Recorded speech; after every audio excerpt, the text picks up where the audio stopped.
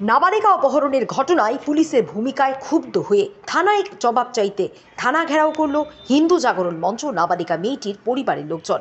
জানা গেছে, সিপাহীজলা জেলার মধুপুর থানা এলাকার গত 12 দিন আগে একটি 15 বছরের নাবালিকা মেয়েকে কমলাসাগর মিয়াপাড়া এলাকার এক যুবক অপহরণ করে নিয়ে যায়।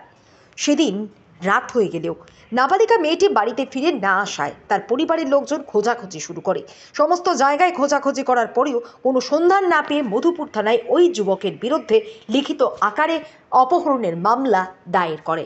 কিন্তু আজ 12 দিন হয়ে গেলেও পুলিশ নাবালিকা মেয়েটিকে খুঁজে বের করে আনতে পারেনি। নাবালিকা মেয়েটির পরিবার প্রতিনিয়ত পুলিশের সাথে যোগাযোগ রাখলেও মধুপুর থানার পুলিশের কোনো সক্রিয় ভূমিকা দেখা যায়নি বলে অভিযোগ।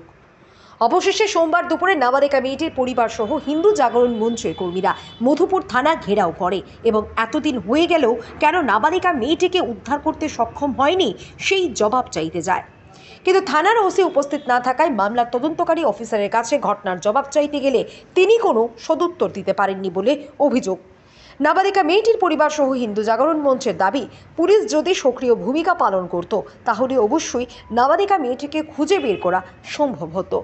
তাদের দাবি, প্রশাসন যেন সক্রিয় ভূমিকা পালন করে নাবালিকা মেয়েটিকে উদ্ধারের ব্যবস্থা করে। গত 10 দিন 12 দিন আগে ইংরেজি এই মাসেরই 7 তারিখে আমাদের পাশে আছে যে একটা 14-15 বছরের মেয়ে, ওনার এটা মেয়ের মা আর উনি হচ্ছেন মেয়ের বাবা কার্তিক দেববর্মা। 15 বছর মেয়েটার বয়স। এই মেয়েটা বাড়ির থেকে সন্ধ্যার সময় একটা নাম্বারবিহীন গাড়িতে করে জোর করে কমলাসাগর যে মিয়াপাড়ার একটি ছেলে জোর জবরদস্তি মেয়েটাকে উঠিয়ে নিয়ে যায়। তারই বিষয় নিয়ে সেটা আমরা 7 তারিখে এখানে এফআইআর হচ্ছে থানাতে। তো আজকে 12 দিন অতিক্রম করার পরেও নাবালিকা মেয়েটিকে উদ্ধার করতে থানার তরফ থেকে কোনো অক্ষমতা প্রকাশ করে তারা। এখন আমরা থানাতে এসেছি ত্রিপুরা হিন্দু জাগরণ মঞ্চের পক্ষ থেকে, আমি বাপন বণিক এবং আমাদের সাথে ত্রিপুরা হিন্দু জাগরণ মঞ্চের বিশিষ্ট কার্যকর্তাগণ আছে। তো আমাদের প্রচেষ্টা ছিল এতটুকু যে ওসি সাহেবের সাথে কথা বলবো। ওসি সাহেব নেই, ফোনে কথা হয়েছে আমাদের সাথে, কিন্তু যে ডিউটি অফিসার বা কেসটার আইও আছে উনিও কিছু কেসটা কতটুকু এগিয়েছে এই নিয়ে কোনো সন্তুষ্টমূলক আমাদের কাছে কোনো আনসার দিতে পারেনি।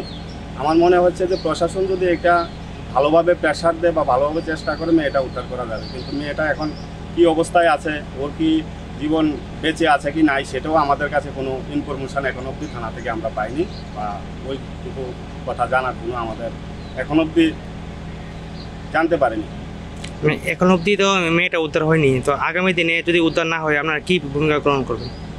আগামী দিন উদ্ধার আজকের দিন আমরা দেখব। এখন আমরা হাই অথরিটির সাথে কথা বলবো বিষয়টা নিয়ে কি করা যায়। আগামী দিন তো আমরা চাইবো না নিশ্চয়ই যে আমাদের দুটা হিন্দু মুসলিমের মধ্যে ত্রিপুরার মধ্যে একটি অপ্রীতিকর ঘটনা ঘটুক, সেটা আমরা নিশ্চয়ই চাইবো না।